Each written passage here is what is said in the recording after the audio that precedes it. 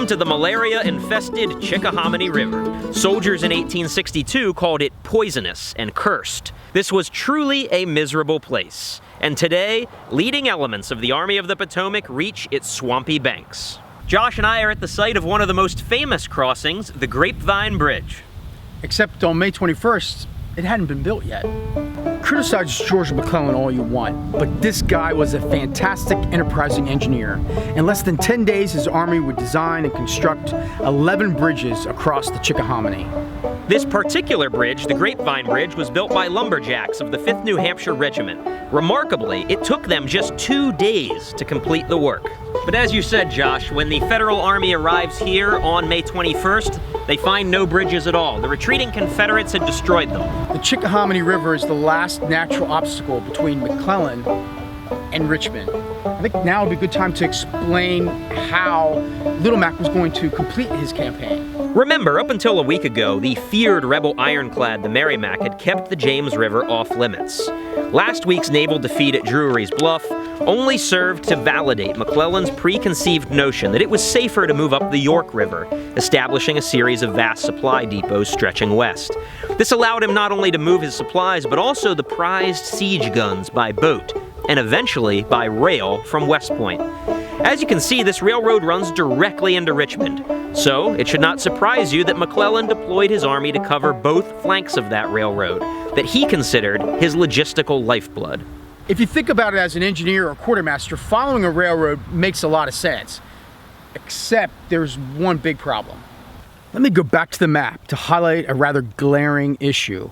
Protecting an advance along the railroad means splitting your force on both sides of the Chickahominy River.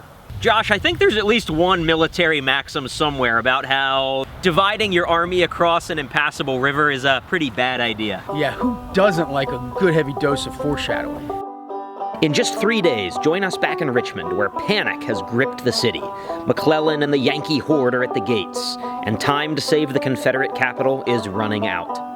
While you wait, just a quick reminder that the previous 3 On to Richmond updates are not on our YouTube channel. To catch up, you'll need to visit Richmond National Battlefield Park's social media, as well as the Little Wars TV Patreon page. All 3 updates are free to watch, and links are in the description below. Welcome to Drury's Bluff and Fort Darling along the James River. I am thrilled to be joined by Chief of Interpretation and Education, Andrea, here at Richmond National Battlefield Park.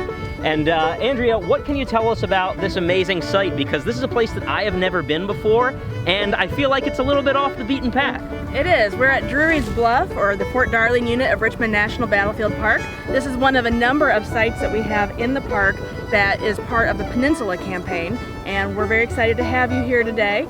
Richmond National Battlefield Park is over 4,000 acres, and we protect numerous landscapes and sites that commemorate not just the Peninsula Campaign of the Civil War, but also the Overland and Richmond-Petersburg campaigns. So we're very excited to have you here. Welcome. Thank you. I know that there are a lot of sites that you guys manage. It is a very spread out park unit.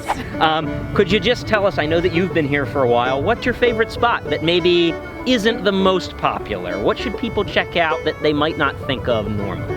So one of my favorites is Malvern Hill, which actually we just acquired almost 400 acres at Malvern Hill to add to what was already there. So we've had a lot of exciting news happening out there. It is one of the most pristine battlefields from the Eastern Theater of the war.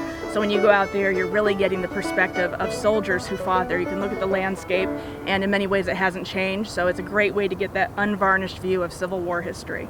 Well, thank you so much for the news and the updates, Andrea. This is great. We're having a ton of fun out here with the National Park Service.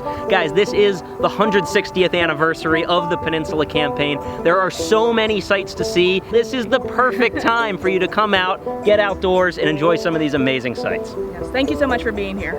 We post regular content to our Facebook page, so I hope people will follow us and like us on Facebook. And if you check out our website, we have a lot of events that will be coming up that will be advertising for the fall and summer seasons, and so we hope that people will check that out as well.